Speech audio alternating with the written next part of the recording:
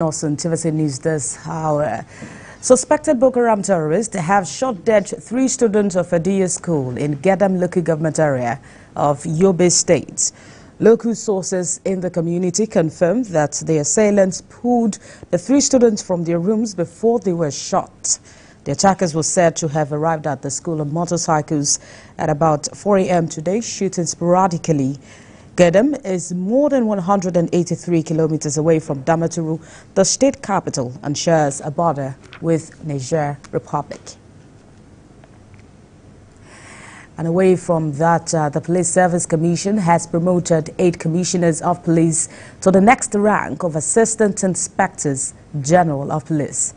A statement signed by the head press and public relations of the commission, Ikechukwani, said the newly promoted AIGs are Benneth Igwe, Commissioner of Police, Federal Capital Territory, FCT Command; Suleiman Abdul, Acting Assistant Inspector General of Police Force Headquarters, Abuja; Agostina Obodo, Ebonyi State Command, Stephen Olariwaju, among others. And now to other matters. Nigeria Labour Congress says it is in receipt of a fresh invitation from the Nigeria Police Force. The General Secretary of the Congress, Imam Gwaja, confirmed this in a chat with TVC News. In a letter dated the 28th of August and signed by CP Bitoyi Alajide on behalf of the Deputy Inspector General of Police, the Force Intelligence Department was addressed to NLC President Joe Ajero. The letter says the latest invite is in furtherance of a probe into an alleged case of criminal intimidation, conduct likely to cause breach of public peace and malicious damage to properties in which your name featured. Well, that's in court. Mr. Ajero is to be at the Force Intelligence Department on September 5, along with the General Secretary of the Congress, Emmanuel Gwaja. Still in Abuja, the federal government has set up a committee to examine concerns raised by industry stakeholders over the Nigerian Upstream Petroleum Regulatory Commission on domestic crude oil supply. The committee, headed by the Permanent Secretary, Ministry of Petroleum Resources, Nicholas Elias, is expected to present its findings and recommendations next week. The recommendations are expected to provide a way forward for the industry addressing challenges posed by the NUPRC regulation.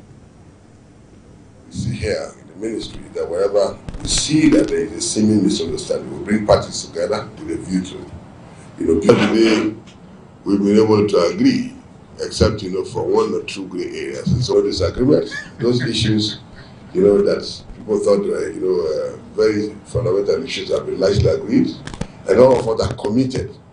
All, the companies in Nigeria are committed to ensuring that we meet that part of the PIA that has to do with domestic crude oil supply obligation.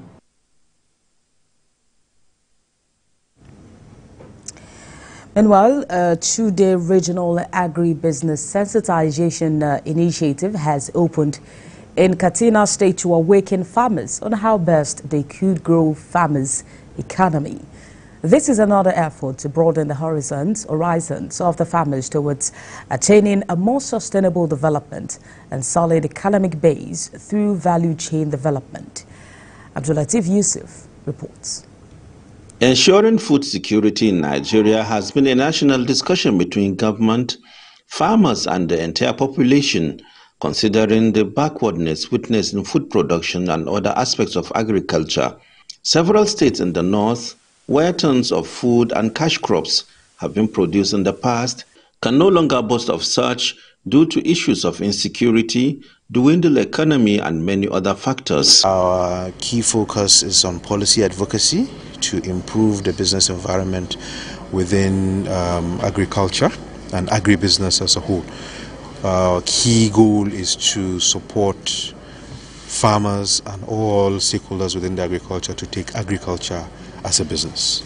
The Katsina State government most recently adopted a new strategy to open up mechanization centers in all the 34 local governments of the state to assist farmers in reaching their full potentials. There is no way you can increase the economic prosperity of our people without addressing the issues of agriculture, knowing fully that about 90% of our population are engaged in agriculture.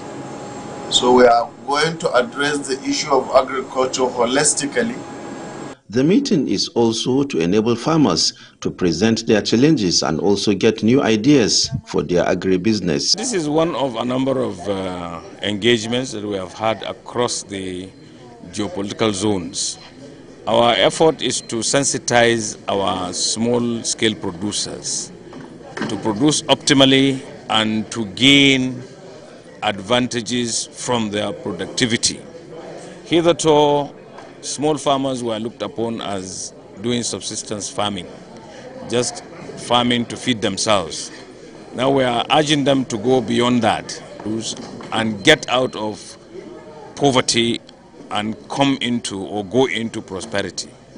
Addressing issues of collaboration among various stakeholders like researchers, industry experts. Away from Katsina to Ekiti State, where the federal government held a citizen engagement with the youths in the state. The Citizens Assembly tagged the Renewed Hope Community Engagement was undertaken by the Office of the Senior Special Assistant to the President on Community Engagement, Morimi Ojudo. Speaking at the event held in Ado-Ekiti, the state capital, Mrs. Ojudo assured the youth that their voices will be heard by the government on all salient issues affecting them.